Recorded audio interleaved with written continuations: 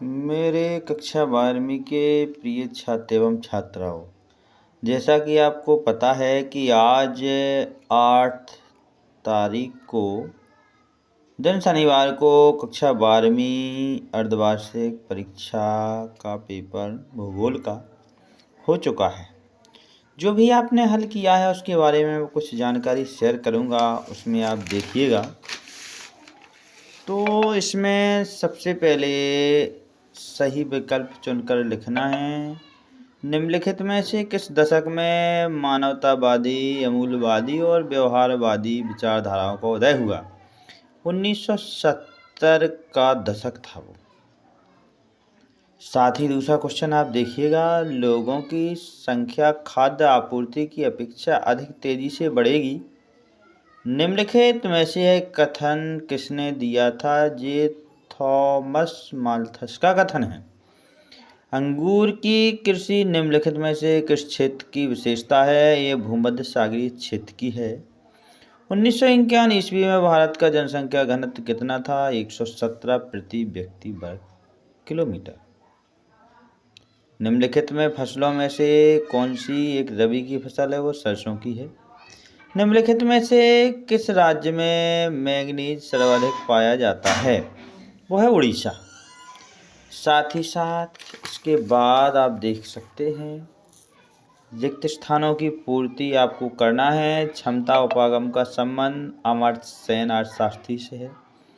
San Francisco के समीप silicon घाटी यानी या तो तकनीकी या प्रौद्योगिकी का एक अच्छा उदाहरण है। तीसरा, विश्व का 1/4 विदेशी व्यापार समुद्री मार्ग से होता है।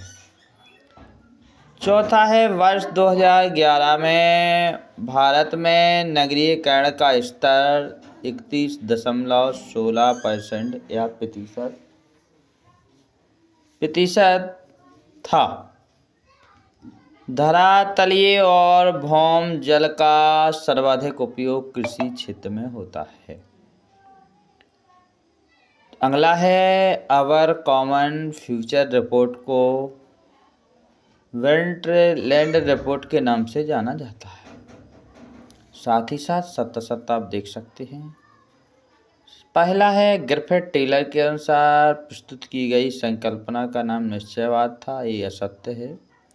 जनसंख्या वृद्धि सिर्फ धनात्मक होती है। ये असत्य है।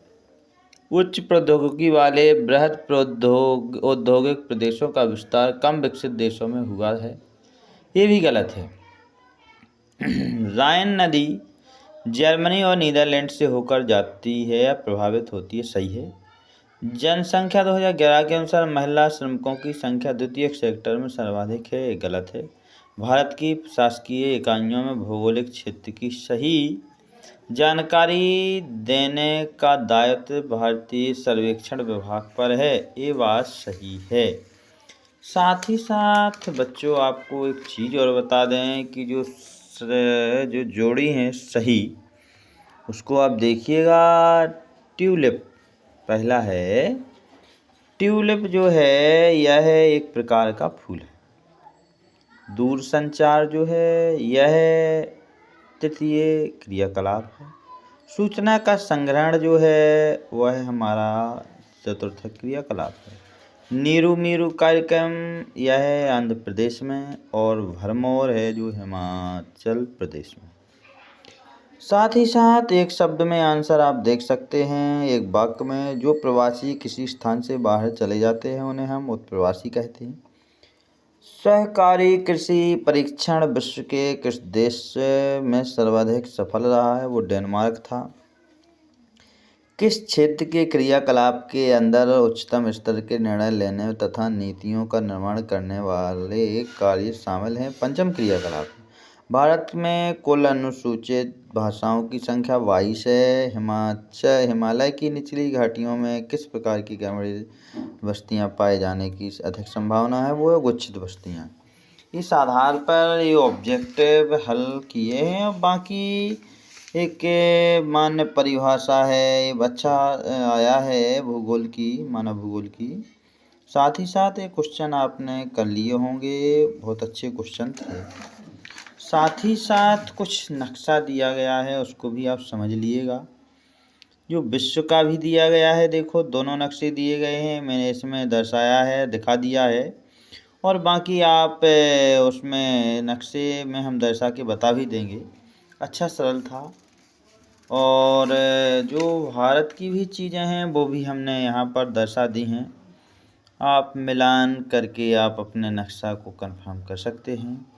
इस आधार पर बच्चों, ये हमने अर्धवार्षिक परीक्षा का जो पेपर है वो हमने आपको बता दिया है। आप मिलान करके देख लीजिएगा कि आपने कितने सही और कितने गलत किए हैं। और इसी प्रकार आप चैनल से जुड़ी रहिएगा। हम आपके टीडी सर। दोस्तों नमस्कार।